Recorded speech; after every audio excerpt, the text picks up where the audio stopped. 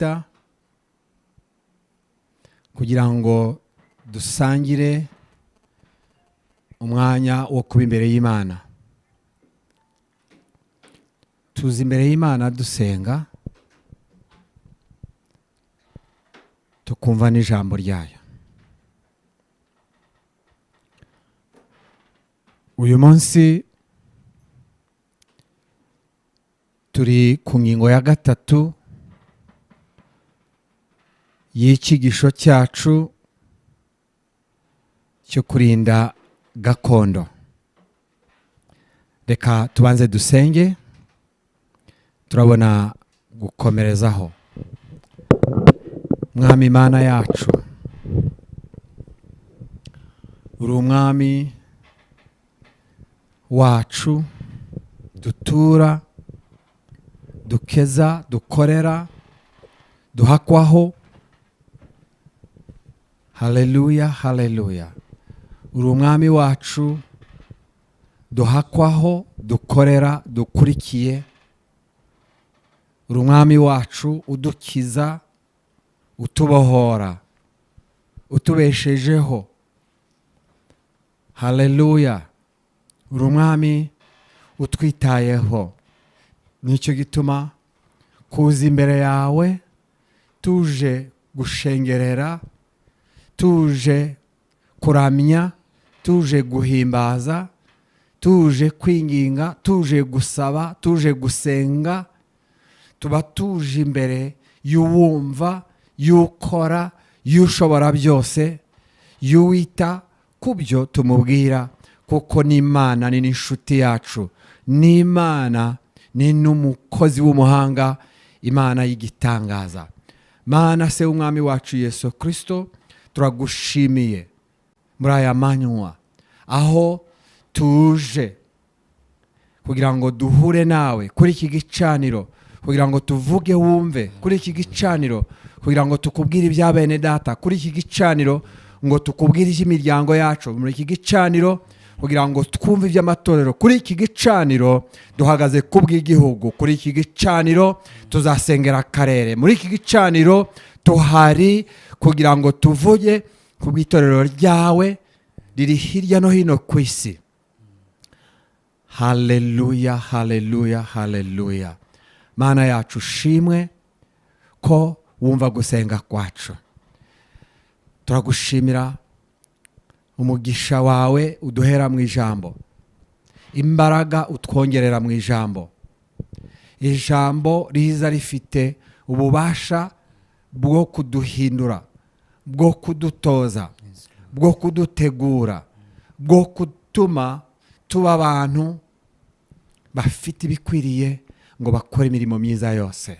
Mana turasengeye, dusengeye n'abariya bari ku murongo, dusabiye abatwumva uyu munsi ngo ijambo ryawe rize risobanutse, rize rigana ku ntego, rize rifasha imitima yacu, rikomeze imitima yacu twese abaryumva. Ushimwe ko wumva gusenga kwacu mu izina rya Yesu Kristo umwami wacu. Amen. Amen. Amen. Amen. Amen. Hello. Hi. How are you? I'm good. And what is your name? I'm called Patrick. Your name is Patrick. Yes. So Patrick, why don't we pull this you want to stay I there? want to stay this side. Yeah. Okay. Okay. All right. What is easier for you, Kinyarwanda or English? Well, most You of the do times both? yeah, but most of the times I do in Kinyarwanda. Okay. I deal with Pade and very other few. Okay. So I will go for English. Yes. You go for Kinyarwanda. All right.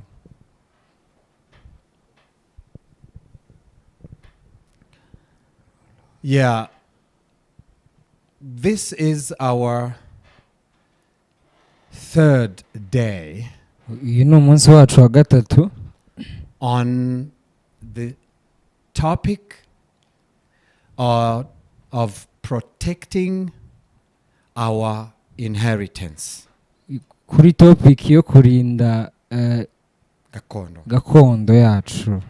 We began on the first day Twatangiye ku munsi wa mbere where we read from Judges chapter 3 dusoma mu bacamanza igice cya gatatu to learn from that book that God had given Israel their inheritance. twigira hamwe Imana uburyo yahaye abanyayisiraheli gakondo yabo.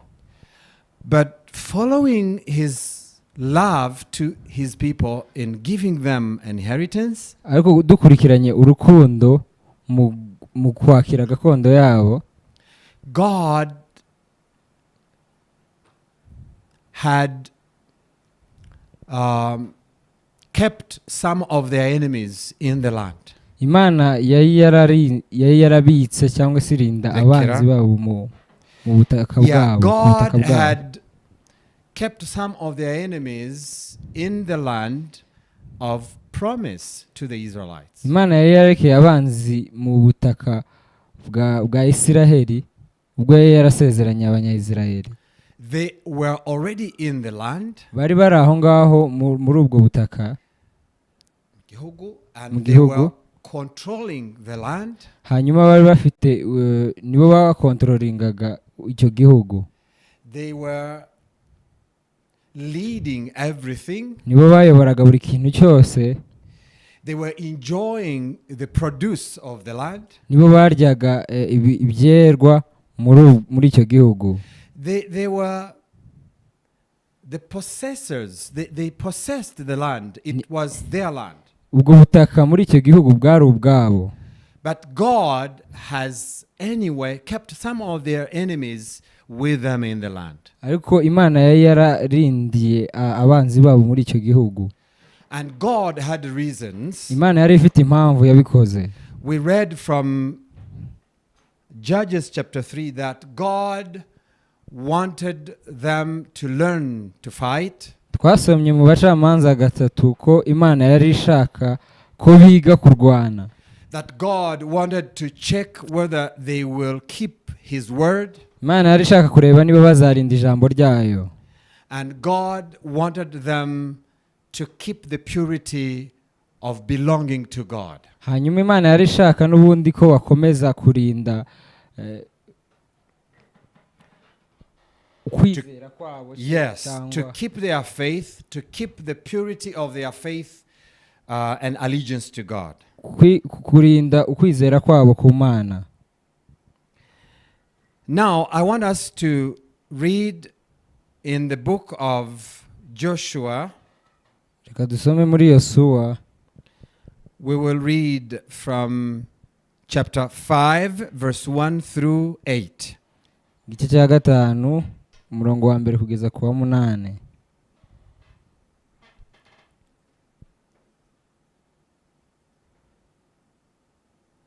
I will read in Kinyarwanda.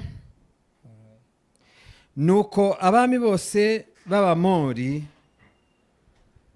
bari hakuno ya Yorodani mu ruhande rw'iburasirazuba, n'abami b'Abanyakanani bari ku nyanja bumvise uko Uwiteka yagabanije amazi ya Yorodani imbere y'Abisirayeli kugeza aho bambukiye, imitima yabo ishya ubwoba, bacika intege ku bw'Abisirayeli. Icyo gihe Uwiteka abwira Yosuwa ati, wisaturire amabuye atyaye mukebe Abisirayeli ubwa kabiri. Yosuwa asatura amabuye atyaye ayakebeshereza Abisirayeli ku musozi Araloti. Impamvu yatumye Yosuwa abakebesha ngiyi: abagabo bose bari baravuye muri Egiputa bari baraguye mu nzira inyura mu butayu, barimo ingabo zose, nibo bari bavuye muri Egiputa. abantu bose bari bavuyeyo bari barakebwe, ariko abo babyariye mu butayu bakiri mu nzira yaho ubwo bavaga muri Egiputa bo bari batarakebwa, kuko Abisirayeli bazerereye imyaka 40 mu butayu kugeza igihe ingabo zose z'ubwoko bwabo zavuye muri Egiputa zashiriye, kuko batumviye Uwiteka. Uwiteka yari yarabarahiriye ko atazemera ko bareba igihugu Uwiteka yasezeraniye basekuruza babo ko kibaha, ari cyo gihugu cy'amata n'ubuki. Abana babo yabashubije mu cyimbo cyabo, ari bo Yosuwa yakebesheje, kuko bari batarakebwa. Impamvu nuko batakebewe mu nzira. Nuko abantu bose bamaze gukebwa bagumaho bari mu mahema yabo kugeza aho bakiriye. Uwiteka abwira Yosuwa ati, none bakuyeho igisuzuguriro Abanyegiputa babasuzuguraga. Nicyo gituma aho hantu hitwa Gilugali na bugingo n'ubu. Amen. Amen. Amen. Amen. I want us today to discuss 3 points again about keeping our inheritance. Shaka ko twigira hamwe ibintu bitatu muri gakondo yacu, mu kubika gakondo yacu. And I want to call them our responsibility in keeping our inheritance. Shaka kubyita inshingano zacu mu kubika gakondo yacu. Of course, God is the giver of inheritance. Imana ni itanga gakondo. And God gives it freely. Imana itangira ubuntu. Our salvation is for free. Agakiza n'akubuntu. We receive it by faith. Tuyakira mu kwizera. And the cost has been paid by God through Jesus Christ. Hanyuma ikiguzi cyatanzwe kinyuze muri Kristo Yesu ubwo yaduhabwaga. And even every other blessing is given to us because God gives by His grace and love. Na buri mugisha wose waraduhawe kubera ko Imana iduhera ubuntu. I am not about to teach and preach about what we do to inherit salvation. No. Ntago ngiye kwigisha ibintu dukora kugira ngo twakire agakiza. And I'm not about to teach how much we can work hard to earn the blessings of God. Nta nubwo ngiye kuvuga ibyo twakora kugira ngo twakire umugisha w'Imana. I'm not about to teach that we are to sacrifice something in order to be blessed by God. Ntabwo ngiye kuvuga ngo tugomba gutamba ibintu runaka kugira ngo tugire umugisha uva ku Mana. God gives a blessing. Imana itanga umugisha. And He will do it for you. Hanyuma izabigukorera wowe. Because He has a purpose on your life. Kubera ko Imana ifite impamvu ku buzima bwawe. And God has something to do with your life. Imana hari ikintu igomba gukoresha ubuzima bwawe. And because He will use your life. And kubera ko azakoresha ubuzima bwawe. God will use your life. Imana izakoresha ubuzima bwawe. That's why God will bless your life. Niyo mpamvu Imana izaha umugisha ubuzima bwawe. You can be sure that God will bless your life. Ubyizere ko Imana izaguha umugisha. But what should we do when we are given the blessing? Niki tugomba gukora mu gihe twahawe uwo mugisha? Yeah, because inheritance is from God. Kubera ko kwakira biva ku Mana. God gives the inheritance, but it is our responsibility to keep our inheritance. Imana ni itanga, hanyuma ni inshingano zacu kwakira ibyo Imana yaduhaye. Hallelujah. Hallelujah. We have discussed some other points yesterday. Twaganiriye ku bindi bintu ejo hashize. What we called the benefits of suffering or benefits of trials. ibyo twise umusaruro cyangwa inyungu of the trials we go through. w'ibyo tujyamo. Now I want us to look at this very text we just read. Reka turebere hamwe ibyo turangije gusoma hano muri Yosuwa. And contextually it sounds like they are not yet into the promised land.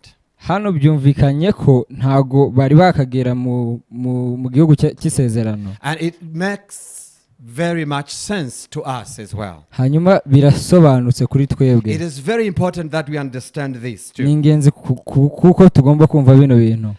Before they entered the promised land, mbere yuko binjira mu gihugu cyasezeranwe, Joshua got an instruction from God. Yosuwa yakiriye amabwiriza kuva ku Mana. Because Joshua is the man who took Israelites to inherit the land. Kubera ko Yosuwa niwe wafashe ubwoko bw'Imana abanyayisiraheli kugira ngo bajye kwakira gakondo yabo. Who led them into conquering the land. Niwe wabayoboye ubwo bajyaga gufata igihugu. And this is what God told him. Hanyuma ni iki ngiki Imana yamubwiye. That I want to start from the beginning. Mushaka gutangirira mu itangiriro. Just like I did with Abraham. Nkuko nabikoranye na Abraham. And did with Moses. Na Mose. And did with your fathers in Egypt. N'abakubanjirije muri Egiputa. I want you to be consecrated. Shaka ko mwezwa.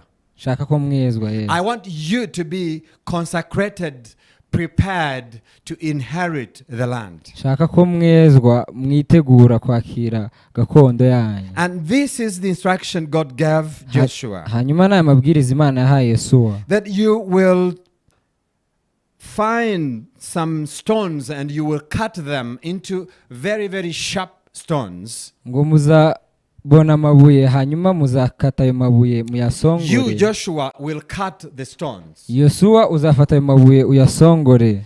And you will go on and circumcise all men who have not been circumcised. Hanyuma uzasiramura abagabo badasiramuye.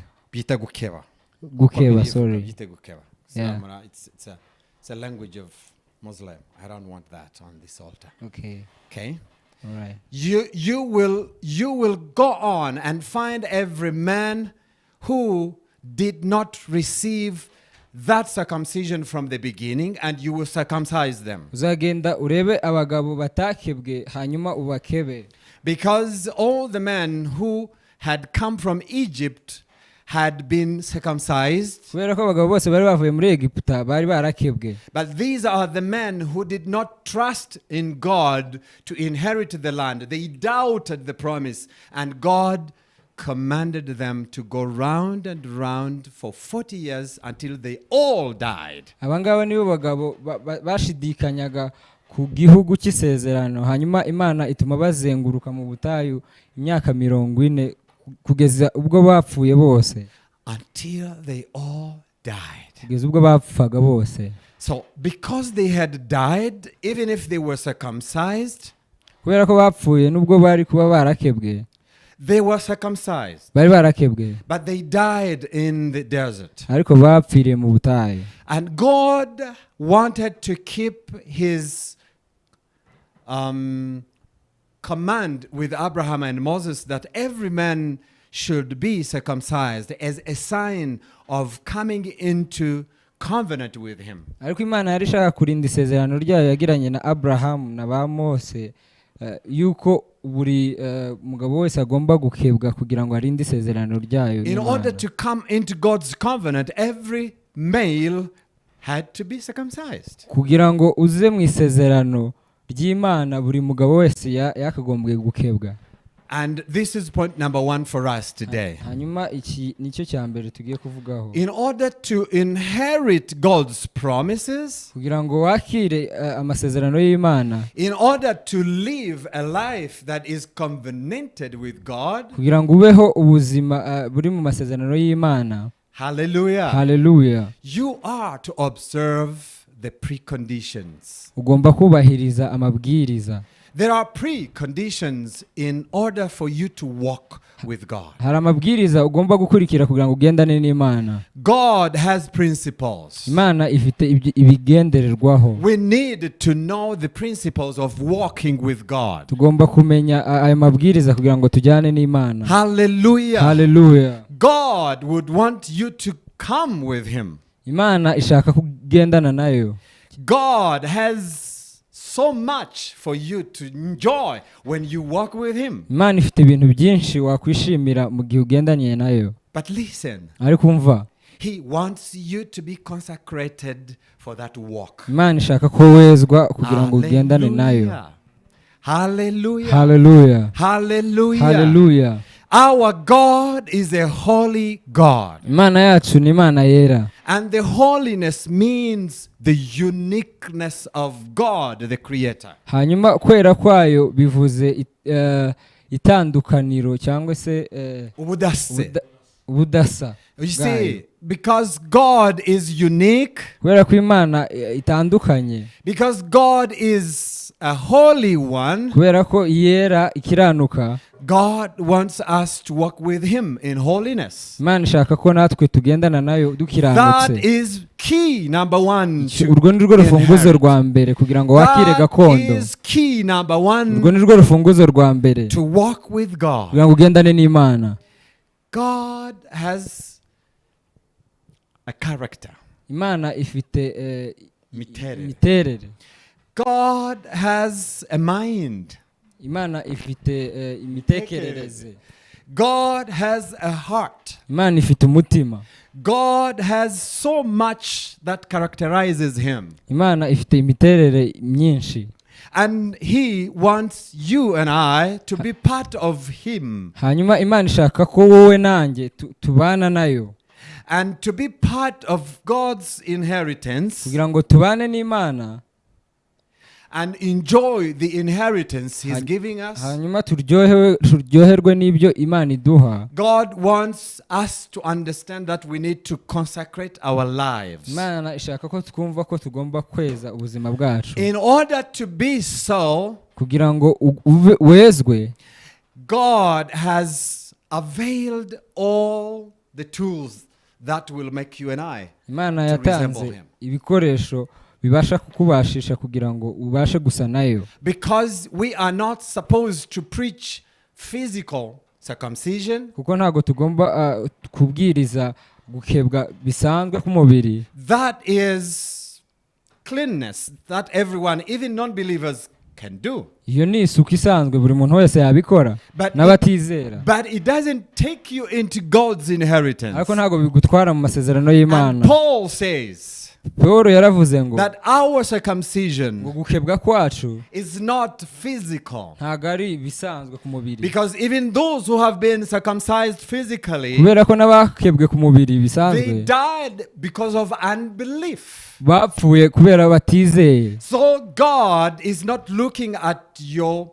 physical circumcision. Rero Imana ntago irimo kureba gukebwa k'umubiri usanzwe. God is not looking at your physical appearance. Imana ntago irimo kureba ukuntu umeze cyangwa se usa. Your physical cleanness will not take you into the kingdom of God. Isuku yawe ntago izagutwara mu bwami bw'Imana. Your smartness will not take you in the kingdom of God. Isuku yawe ntago izagutwara mu bwami bw'Imana. Your being, whatever you are physically, cannot give you inheritance. Kuba icyo uri cyo mu mubiri ntago byaguha gakondo y'Imana. But Paul says ariko Paul yaravuze ngo that our circumcision should be inside on our hearts. Gukebwa kwacu kugomba kuba imbere mu mitima yacu. Hallelujah. Hallelujah. So in order to come into God's kingdom, kugira ngo uze mu bwami bw'Imana, God is expecting your heart to be thoroughly consecrated to God. Imana yitegereje ko umutima wawe ubanza kwezwa. That is where God reigns from. Aho ngaho ni Imana itangirira. That's where he reigns over you from. Niho Imana igusanga and he becomes king over your life. hanyuma akaba umwami w'ubuzima bwawe. Hallelujah. Hallelujah. So we are to remember that. Tugomba kwibuka ibyo bintu. Joshua took the instruction very seriously. Yosuwa yubahirije amabwiriza y'Imana. He took the stones, afata amabuye, and all men had to accept what God has instructed Moses to do. hanyuma abantu bose bagombye kubahiriza ibyo Imana yabwiye Mose gukora. All males accepted Joshua to circumcise them abagabo bose bemereye Yosuwa kubakeba because it was from God. kubera ko byari bivuye ku Mana. And that is what I consider to be very, very important from the beginning before we cross the Jordan to go into the land. Ibyo nibyo mbona by'ingenzi mbere yuko twambuka Yorodani tujya mu gihugu cy'isezerano. Because God had intended that his people will walk day and night with a sign on their body that they belong to him, they belong to God. Imana yashakaga ko abantu bayo bazagenda mu rugendo rwabo bafite sinye cyangwa se marke igaragaza ko ari abana b'Imana. God did that on every male because every head of household should look around him and see, oh, I belong to God. Imana yabikoze I belong into a covenant. Kuri buri mugabo kugira ngo buri famiye yose buri muryango wose ujye ureba uwo mugabo hanyuma uvuge ngo mba mu bana b'Imana. That every man should think that he belongs to God. Buri mugabo yatekereje ko agomba kuba he had to think every day. Yagombaga gutekereza buri munsi. He had to behave every day. Buri munsi yagombaga kubaho neza cyangwa se and remember that he belongs to God. Akomeza kwibuka ko ava ku Mana. That is key, friends. Urwo ni rwo rufunguzo nshuti zanjye. You need to remember ugomba kwibuka and see hanyuma urebe and realize from inside you umenye ko muri wowe you belong to God. uri uw'Imana. And people will see you and know that you belong to God. Hanyuma abantu bazakubona hanyuma babone ko uri uw'Imana. Hallelujah. Hallelujah. Hallelujah. Hallelujah. That is key number one. Urwo ni rwo rufunguzo rwa mbere. There is another key that we need to also observe. Hari urundi rufunguzo rwa kabiri tugomba kubahiriza cyangwa se gukurikiza. Yes, God wanted to put a mark on his people. Imana yarishaka gushira sinye ku bantu bayo. And Paul says we also have a mark on our hearts that we belong to God. Hanyuma Petero aravuga ngo Paul aravuga ngo dufite sinye ku mubiri wacu igaragaza ko turi abana b'Imana. He says to Ephesians that we have received a mark of the Holy Spirit on our hearts that we belong to God. Ko dufite sinye cyangwa se ikimenyetso kigaragaza ko turi abana b'Imana. Are you? Uri umwana w'Imana? Do the world see that you belong to somebody? Isi ibona ko hari umuntu uvaho. If you belong to somebody, niba uri umuntu, niba uri ufite ahantu uva. If you belong to God, niba uri uw'Imana, and the world can see, hanyuma isi ikaba yabibona, and all the believers can see, n'abizera bose bakabibona, and even unbelievers to realize that you belong to God, n'abo ngabo batizera bakamenya ko uri uw'Imana, you are protecting your inheritance. urimo kurinda you are indeed an heir, umuragwa. uri umuragwa. You are an heir of God. uri umuragwa w'Imana. Something more. Hari ikindi kintu hano. Shall we read from 2 Corinthians chapter 10? Reka dusome mu Bakorinto ba kabiri igice cya 10 sorry. Chapter 10, 2 Corinthians. 10 Bakorinto ba kabiri.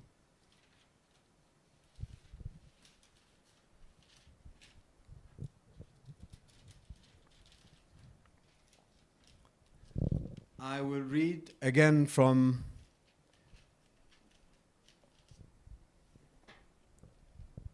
verse 4. Turaza gusoma umurongo wa 4. why can't we begin from 2? duhere ku murongo wa 2.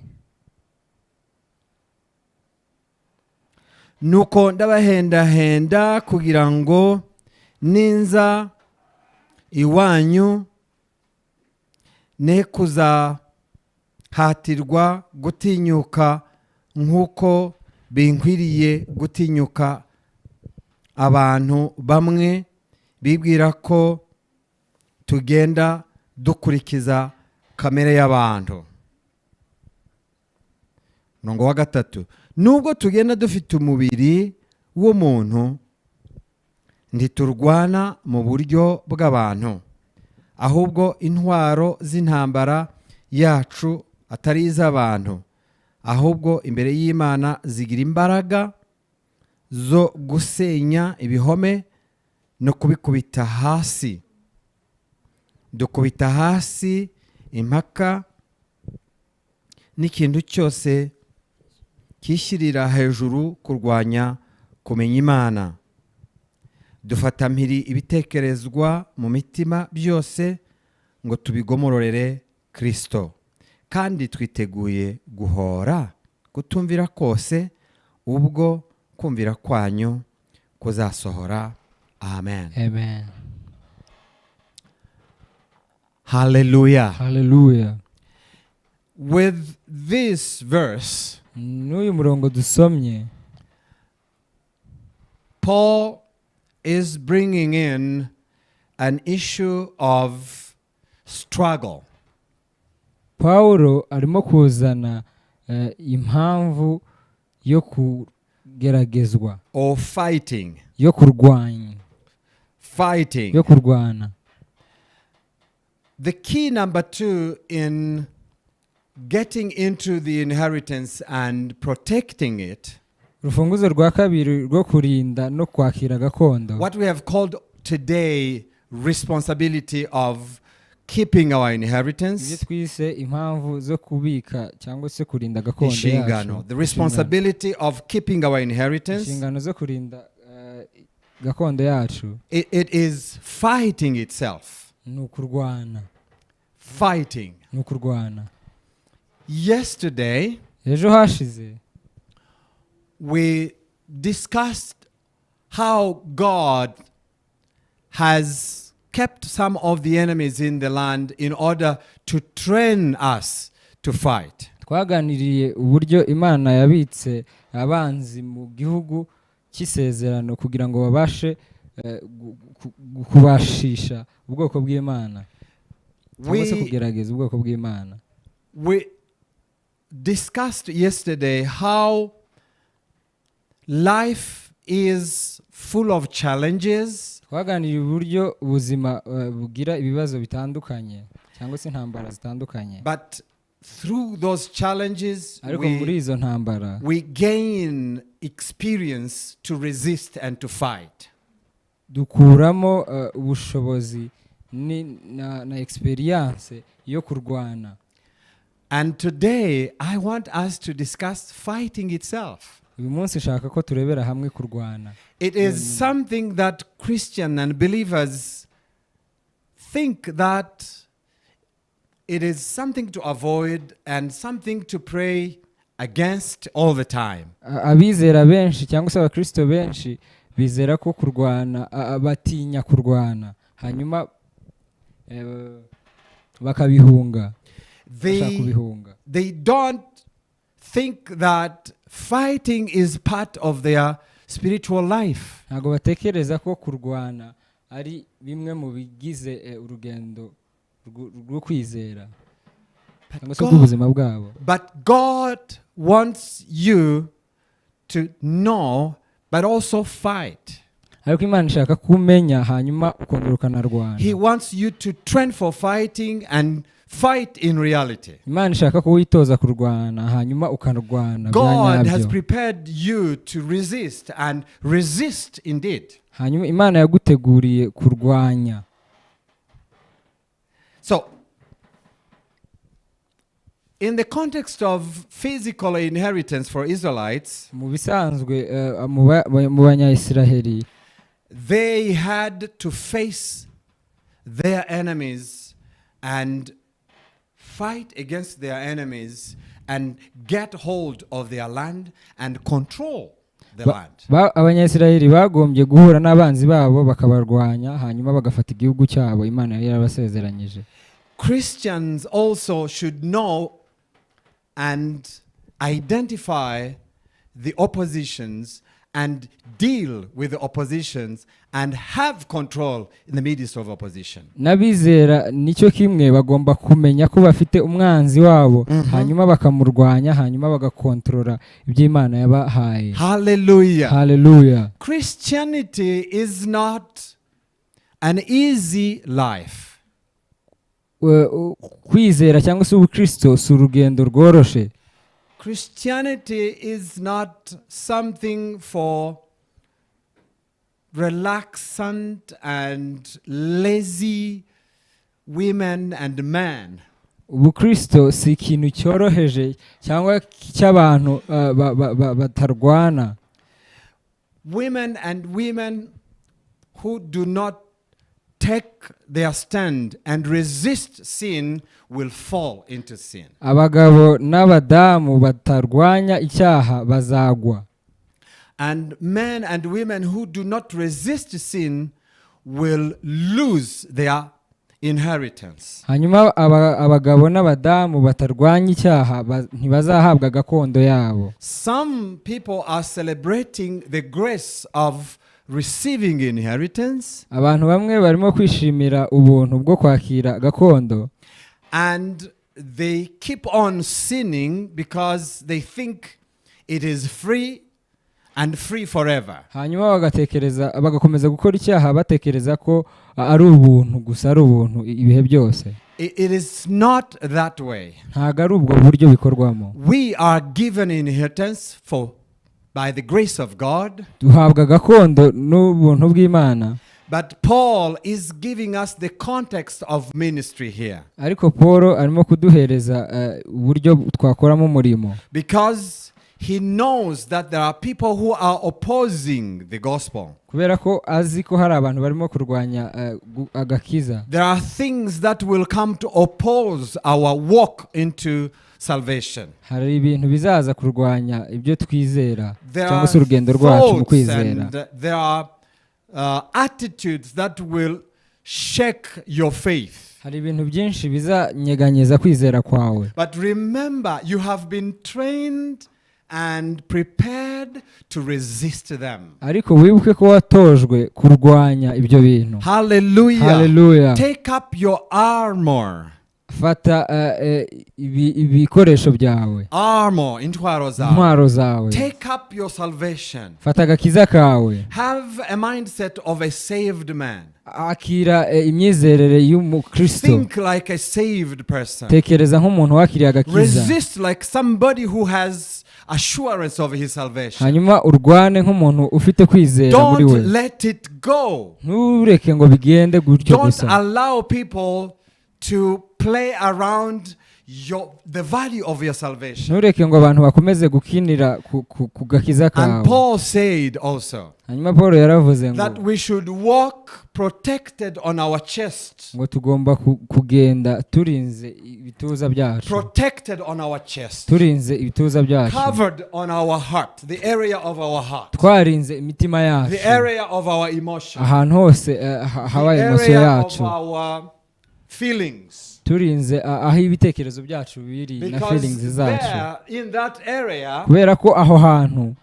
there is the righteousness that we receive by believing in Jesus Christ. Hariho kwezwa twakira gukiranuka twakira iyo twizeye Yesu Kristo. Paul says that we have a coverage on our chests. Paul yaravuze ngo dufite kurindwa ku gituza cyacu. Because we know kubera ko tuzi ko that Jesus ko Yesu justifies us. Nitweza Yesu ni utweza. He justifies us.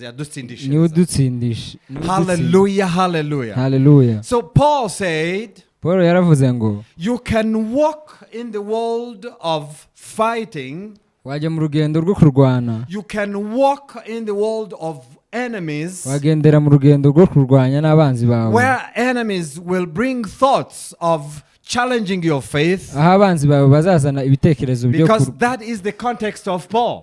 nibyo Paul yari arimo avuga. Paul wanted to remind Corinthians Paul yari ashaka kwibutsa ab'Ikorinto that you have been saved, ko mwakiriye agakiza, not because of your physical and whatever deeds you did. apana kubera imirimo myiza mwakoze. Paul was reminding Corinthians Paul yari arimo yibutsa itorero that in ry'Ikorinto, spite of those people who come with other doctrines, nubwo haza abandi bantu bazana imyizerere yindi with other explanations, n'ubundi busobanuro bundi challenging you to go back to your traditions, birwanya cyangwa se bibasubiza mu kwizera kwa Paul kera is kwanyu. telling Corinthians Paul arimo abwira Abakorinto that we walk like ordinary men, ngo tugenda nk'abandi bantu basanzwe, but we don't fight like ordinary ariko men. ntabwo turwana nk'abandi bantu They basanzwe. use thoughts Bakoresha ibitekerezo and we seize those thoughts hanyuma tukabihambira, and we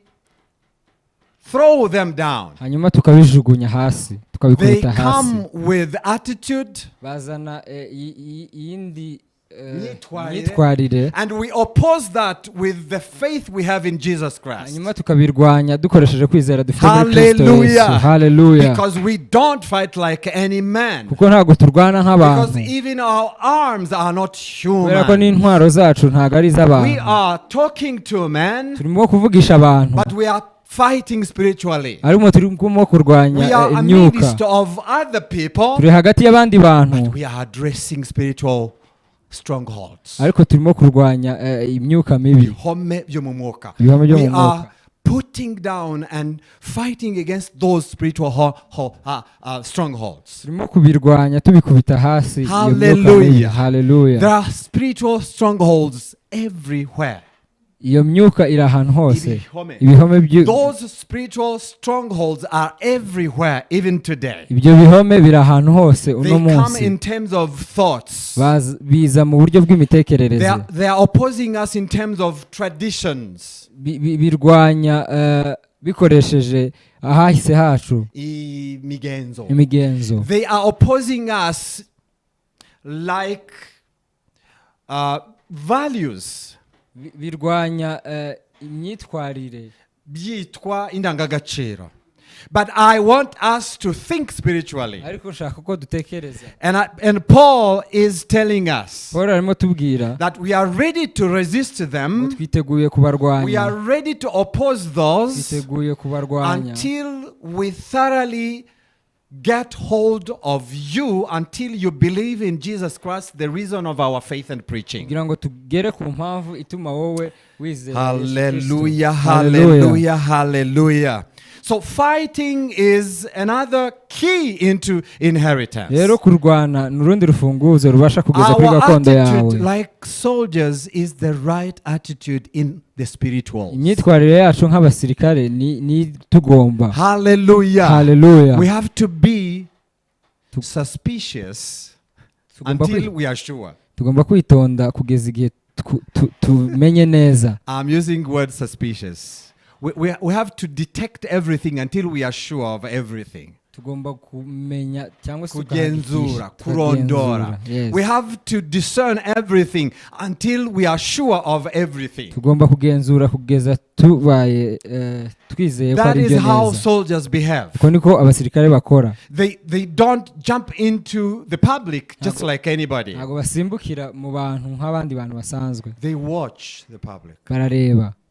They protect the public. Hanyuma bakarinda abantu. We have to watch our inheritance Tugomba kureba gakondo yacu. and protect our faith. Hanyuma tukarinda kwizera And the kwacu. protection we should carry on, Hanyuma kwizera tugomba gutwara. we do it in the spiritual realm. Tubikorera mu mwuka. Hallelujah, hallelujah. Hallelujah. And the last point, Hanyuma icyanyuma. I want us to read another scripture. Kadusome ikindi cyanditswe. Hallelujah, Hallelujah. hallelujah, hallelujah. We will read Joshua chapter 18. Yosuwa 18. Joshua 18. Yosuwa 18.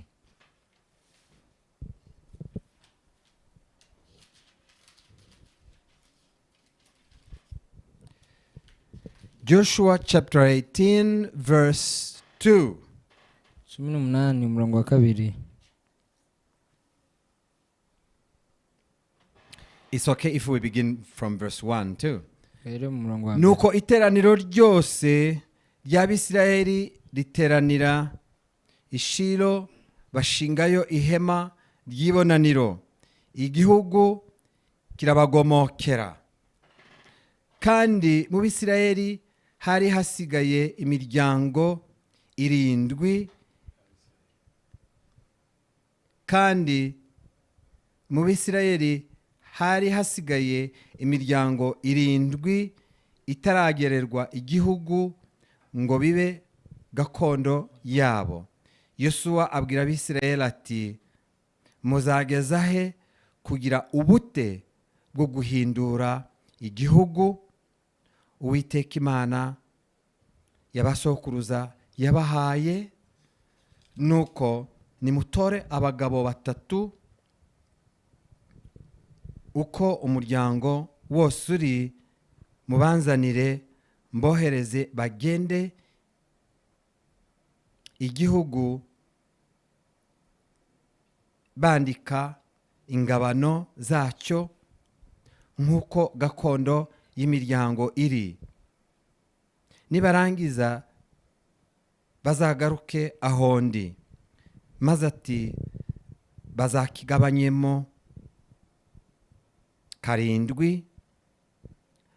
Abayuda bazaguma mu rugabano rwabo ikusi, n'abayozefu bazaguma ahabo ikasikazi. Maze muzandike igihugu mw'imigabane 7. Nimurangiza munzanire urwo rwandiko hano, nanjye nzabibagabanisha ubufindo imbere y'Uwiteka Imana yacu. Amen. Amen. Hallelujah. Hallelujah. The third key that I want us to discuss, Ufunguzo rwa gatatu ushaka ko tuganiraho, it is the key of envisioning or evaluating our inheritance. urufunguzo rwo kumenya neza no kugenzura gakondo yacu. This context we just read from, Ahantu dusomye, again we see that the whole nation of Israel was already in the land. turebera hamwe ko misyo y'Abanyayisiraheli The yari whole iraho. nation, Shanga, Ishanga ryose rya Isiraheli were already in the nation, in the country. bari mu gihugu. They had began having possession of the land of Israel. Bari batangiye gufata ubutaka bwa Isiraheli. But 7 of their tribes were lazy. Ariko ubwoko 7 mu bwoko bari bafite muri Isiraheli, amazu 7. 7 of their tribes were not yet to possess their inheritance. Amazu 7 yari ataragira ubutaka bwabo. They had land, but they didn't possess it. Bari bafite ubutaka ariko ntago bwari ubwabo. They had not yet worked to have it in their possession. Ntago bari bakabukoreye kugira ngo bube ubwabo. So I want us to see this. Shaka ko turebera hamwe kino kintu. There is something we should do to possess our inheritance. Hari ikintu tugomba gukora kugira ngo twakire gakondo yacu. Yes, we consecrate ourselves. Tugomba kwiyeza. We have to fight for it. Tugomba no kubirwanirira. But we have to assess and know from where to where. Ariko tugomba kurebera hamwe tukamenya ngo bivahe nahe. This is what Joshua is telling the people to do. Ni ibingibi Yosuwa arimo kubwira abantu gukora. And because they have not done that yet, ariko kubera ko batarakora bino bintu, he considered them to be lazy. Arimo kubafata ko ari abantu badakora. And he tells them, until when you will be lazy to take possession of your land. hanyuma arababwira ngo kugeza igihe Muzageza ryari? muzageza ryari Until when you will be lazy not to possess your land. muzageza ryari kutarwanira ubutaka bwanyu ngo bube ubwanyu. Amen. Amen. So inheritance available. Kwakira Umurage. Inheritance is available. umurage urahari. The land of promise is available. Ubutaka n'igihugu cy'isezerano kirahari. And you are in the area of the land, but you don't know what to do. Ariko uranahari aho ngaho hari ibyo byose ariko ntabwo uzi icyo gukora. But God wants us to do the work of possessing the land. Ariko Imana ishaka ko dukora akazi ko kugira ngo duhabwe ubwo butaka bwacu. And this is what I feel you should learn from this scripture. Hanyuma niki numva ko ugomba kwigira muri iki cyanditswe. There is something God has called you to do. Hari ikintu Imana yaguhamagariye gukora. You have a gift from God. Ufite impano iva ku Mana. You have a calling from God. Ufite umuhamagaro uva ku Mana. And through that calling you will have God revealed in your life. Hanyuma muri uwo muhamagaro wawe Imana iziyerekana mu buzima bwawe. And by revealing himself in your life, hanyuma Imana iziyerekana mu buzima bwawe, he will bless your life. izaguha umugisha.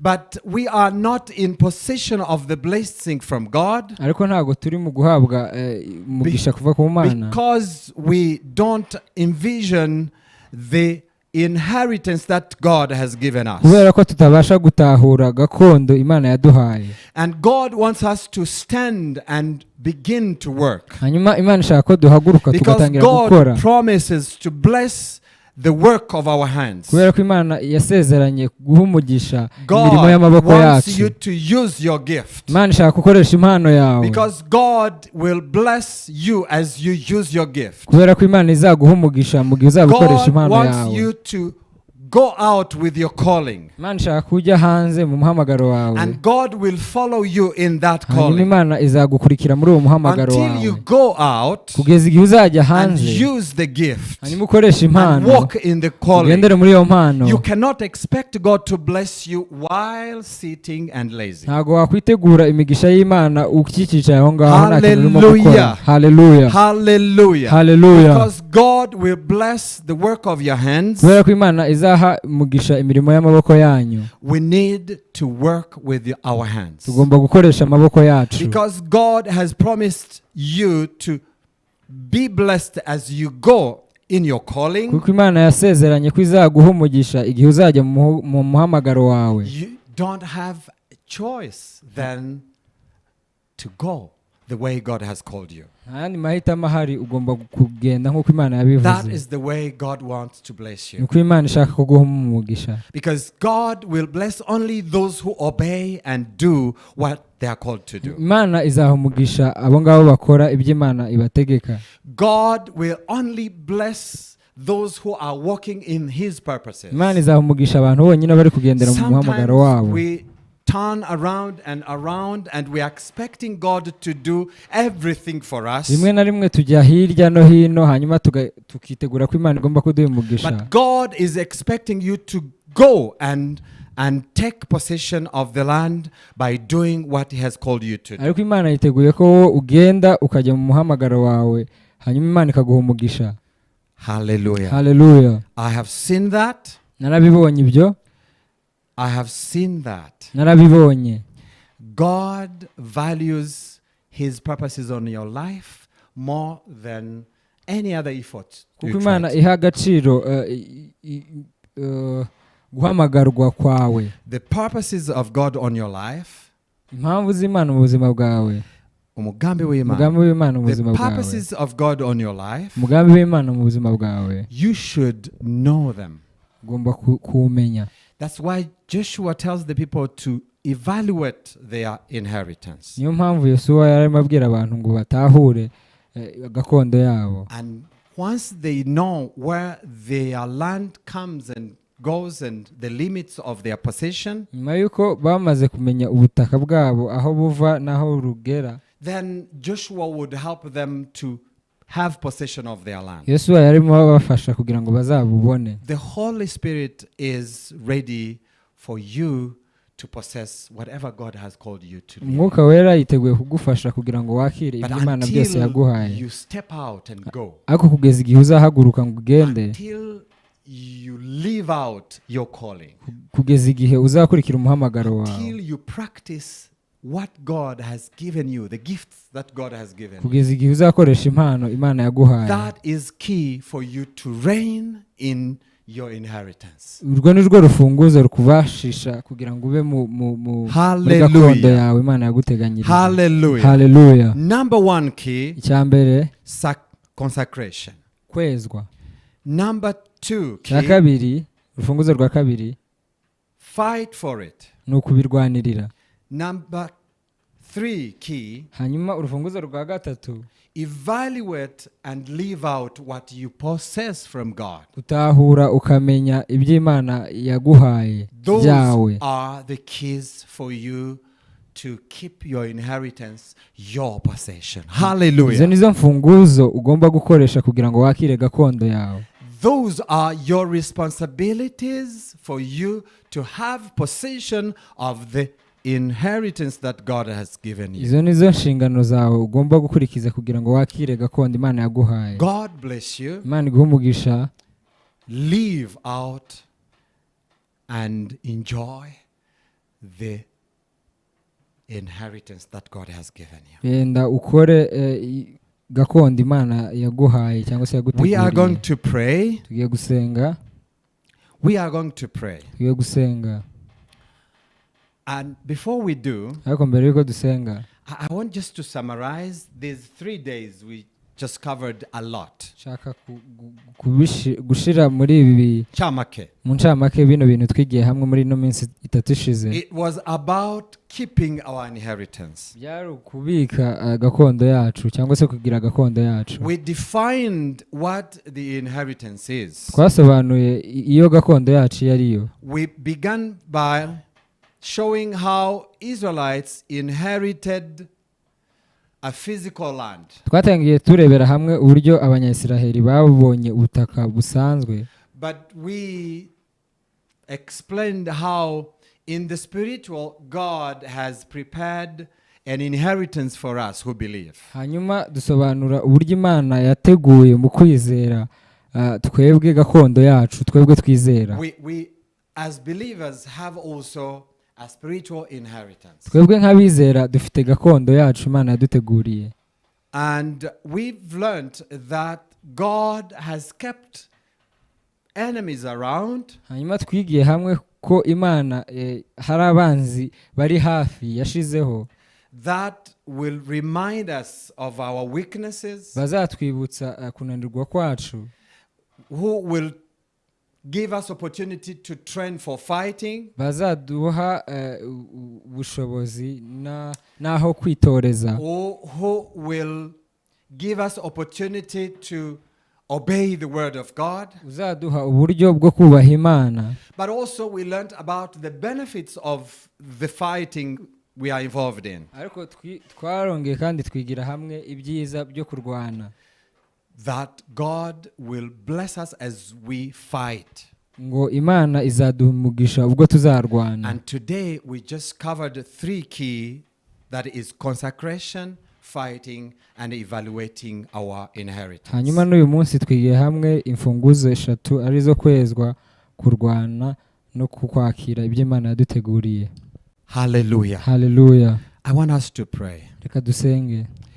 We will pray for ourselves, Turisengera, and we will also have time to pray for those who are probably far from possessing their inheritance. hanyuma turaza gusengera n'abandi bantu bari kure cyane no kugira ngo bakire gakondo yabo Imana yabateguriye. Shall we go ahead and pray for ourselves first? Reka tubanze twisengere And twebwe the way we nkatwe. do that, Hanyuma uburyo turi bubikoremo, I want us to thank God that He has promised to give us victory against all the enemies that will oppose us in this walk with him. shaka ko dushima Imana yaduhaye ubushobozi bwo kubasha kurwanya buri muntu wese uzarwanya agakiza Every twahawe. opposition that may oppose us, God has ahead of time promised to give us victory over those buri enemies. kintu cyose cyangwa se buri bintu byose bizabasha kuturwanya Imana yaduhaye ubushobozi bwo kugira ngo tuzabitsinde On condition that we obey his word. tugendeye kuri kondisiyo ivuga ngo tugomba kubaha Lord, izina we ryiwe thank you hanyuma for the promise we have in you. turagushimiye Lord, ku we thank you masezerano for the dufite muri wowe. word that is available. turagushimiye ku ijambo It is twahawe. the sword of the Spirit. ni inkota It is the sword that we use in the fight. ni inkota y'umwuka dukoresha And mu it kurwana is assurance of our victory. hanyuma twizeye neza ko The ari word intsinzi of yacu God.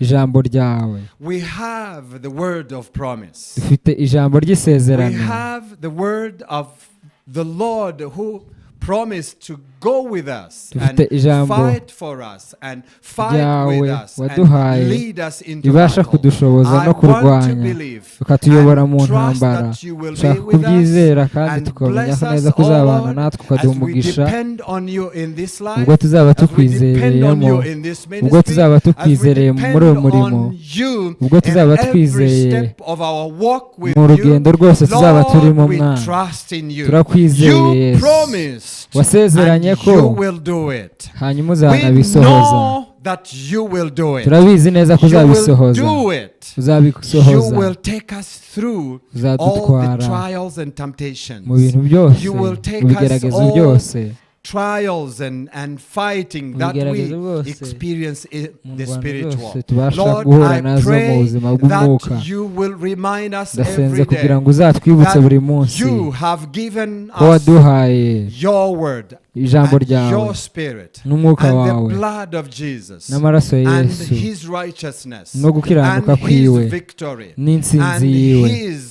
and his standing before you interceding for us. hanyuma Lord, ahagaze we thank imbere you for yawe that. akomeza atwingingira turagushimiye thank kuri you ibyo for that. turabigushimiye We cannot do more than he does. ntabwo twakora We ibyo do not have to ibyo do atakoze anything than what he did. ntabwo twakora He ibirenze ku byo gave his yakoze life. yatanze ubuzima He bwe poured his blood, yamenye and amaraso he ye rose again for hanyuma us, arazuka and ku he bwacu lives forever. hanyuma abayeho We iteka have ryose victory in dufite him. gutsinda We muri we live with him, tubayeho and muri we we will have victory in hanyuma him. tuzahabwa That is gutsindishirizwa all we muri we need. ibyo ni byo And dushaka that is all we will trust. hanyuma nibyo That tuzizera is all we will trust in. nibyo tuzizera He is with us. ari kumwe And natwe he will stand with us hanyuma azahagararana and natwe give us victory. hanyuma duhe Lord, we gutsinda pray for others. turasengera We n'abandi pray bantu for the churches. turasengera We itorero pray for ryawe the leaders of churches. turasengera We abayobozi pray for the b'amatorero head of families. turasengera We abayobozi pray for b'imiryango ministers, turasengera abari mu murimo everyone called into this abahamagawe battle, bose muri uru everyone rugamba called into buri muntu this wese wahamagawe walk of muri inheritance, uru everyone rugendo called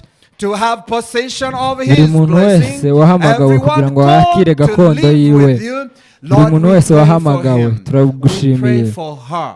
We pray for dusengeye them. We umukobwa want uri aho them ngaho to move n'umuhungu on. dushaka We ko want bakomeza them to move on in victory. turashaka ko bakomeza And mu you give gutsinda victory to everyone hanyuma who trusts utanga in you. gutsinda Lord, buri we muntu pray wese for ukwizera them too. turabasengeye That mwana those who are living far from possessing ngo abo ngabo bari kure kugira ngo babashe kwakira gakondo yabo bazamenye ko hari gakondo ihari hanyuma bibuke ko hari imana yabiteguye hanyuma bibuke ko hari imana irimo kubarwanirira hanyuma babashe kubaho ubuzima bwo gutsinda kubera ko imana iri kumwe nabo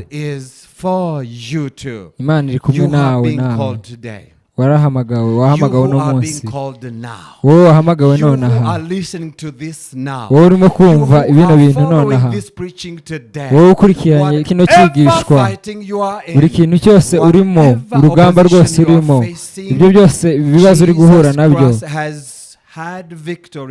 Yesu Kristo yaradutsindiye kuko ndumva ijwi ryiwe avuga ngo mfite ububasha mu isi no mu ijuru natanze gutsinda mu isi no mu ijuru nta rupfu no life, nta buzima no power, nta mbaraga no authority, nta no bushobozi nta bubasha principality will prevent you from bibasha kugutangira experiencing the victory in kugira ngo ubashe Jesus. kwakira gutsindishirizwa kwa Trust him. Kristo. Mwizere, Believe him mwizere, and mwiringire, receive victory hanyuma wakire in gutsindishirizwa Jesus' name. muri Kristo. In Jesus' name. Mu izina rya Yesu, In Jesus' name. mu izina rya Yesu. Have peace in Akira amahoro mu Jesus' izina name. rya Yesu. Have peace. Akira amahoro, Receive peace. akira amahoro. Live with him. Live his victory. Baho mu buzima In bwiwe, hanyuma Jesus' name. ubeho mu gutsindishirizwa mu izina rya Yesu. Experience peace in Jesus. Ubashe guhabwa amahoro muri Experience Yesu. peace in Jesus' name. Akira amahoro muri Yesu. Experience his joy. Habwa umunezero. Experience his joy in Jesus' name. Wahabwa umunezero muri Kristo. Jesus' name. Mu izina rya Yesu. In Jesus' Mu name. izina rya Yesu. In Jesus' Mu name. izina rya Yesu. Amen. Amen.